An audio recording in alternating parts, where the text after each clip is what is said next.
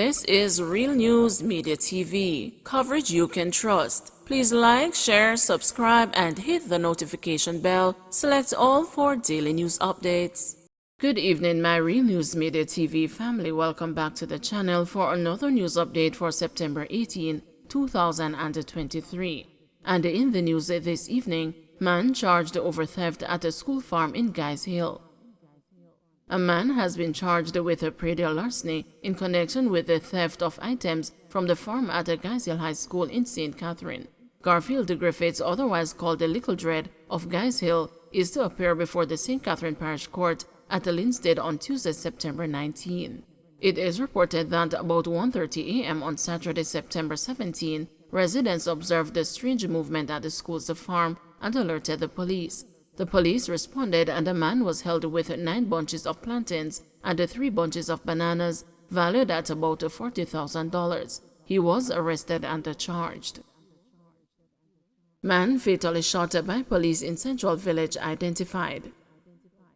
The man who was fatally shot in an alleged police confrontation on Saturday in Big Lane, Central Village, St. Catherine, has been identified. He is 20-year-old Labour Shaquille Smith, otherwise called the DJ, of Board Jungle in Central Village. It is reported that about 10:20 p.m., a police team was on patrol in Big Lane when, upon reaching the intersection of Tate Drive and the Central Road in the community, Smith was seen and he reportedly ran. He was pursued by the police into a premises where he allegedly pointed a gun at the cops. The police said the cops took evasive action and Smith was shot. According to the police, a Ruger 9mm pistol loaded with a magazine containing 6 rounds and another magazine containing 15 rounds were retrieved from him. He later succumbed to his injuries at the Spanish Town Hospital. Trial begins for businessman Everton McDonald in murder of second wife. The trial of Portland businessman Everton McDonald in the murder of his second wife today got underway in the Home Circuit Court. A 7-member jury consisting of 6 men and a woman was selected before presiding Judge Chester Stamp. The businessman and his co-accused Oscar Barnes are being tried for the July 20, 2020 murder of his wife, Tonya McDonald. Her partially burnt body was found with the throat slashed and slumped beside her raised car along the Sherwood Forest Main Road in Portland. The lead prosecutor in her opening said, "We are saying that they killed Tonya without any legal excuse, and we will bring witnesses here to tell you how it went." McDonald is being represented by attorneys at law Earl Hamilton, Courtney Rowe, Christopher Townsend, and John Jacobs. Barnes, whose bail was this afternoon revoked, is being represented by attorney Ernest Davis. The trial, however, was just adjourned for lunch and should have resumed at 2 p.m., with the first witness taking the stand. Meanwhile, McDonald is also charged with the 2009 murder of his first wife, Marlene. He is to be tried alone for that matter in January 2024. Investigators reopened that case in 2020 following the murder of Tonya. Crime fighting strategy working in violence-prone communities, says Chang. National Security Minister Dr. Harris Chang says the first phase of the government's crime-fighting strategy has proven effective in increasing collaboration in violence-prone communities.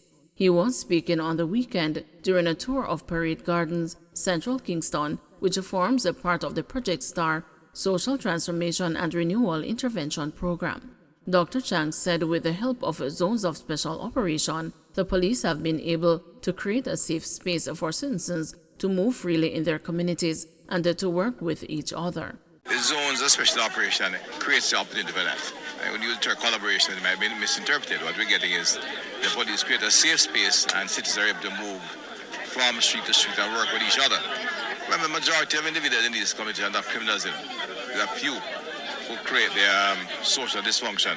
Once the police moves in, they get order and people work. Again, they used to go to school together, they live near to each other, and they work together. And that's what we're hoping to do with this kind of operation, and the partnership is designed to reinforce that.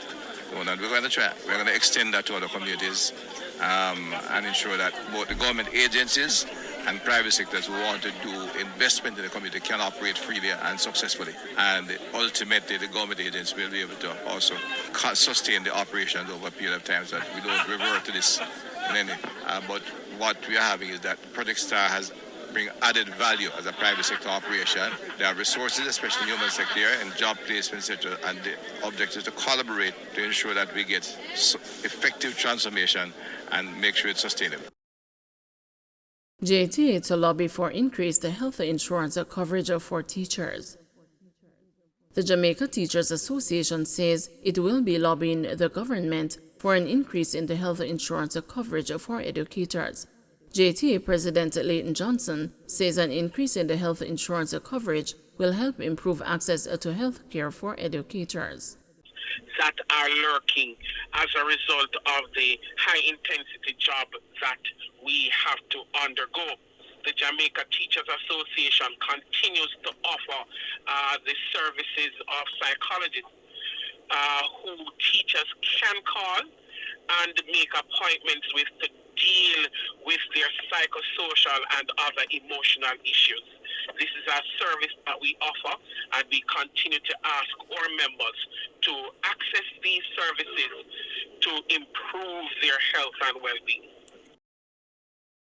Chickens are dying due to heat wave, says JAS.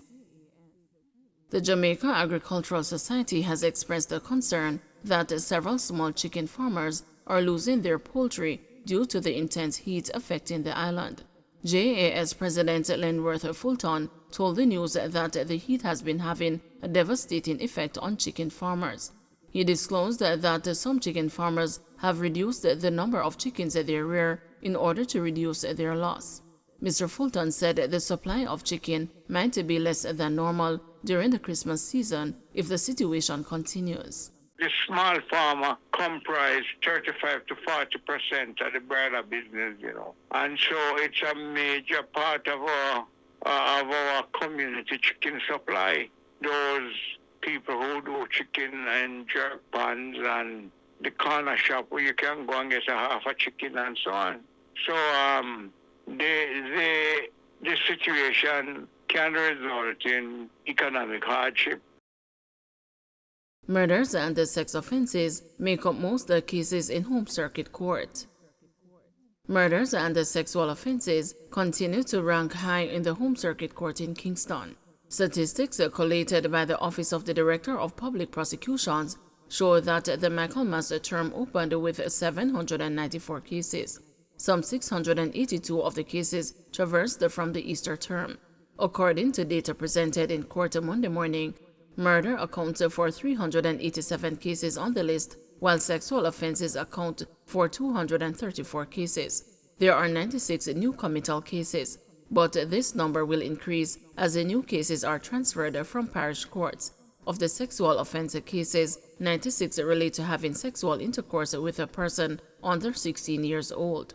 In addition, there are 11 gang matters on the list. 16 matters are set for sentencing. Don't forget to like, share, subscribe, and hit the notification bell. Select all for daily news updates.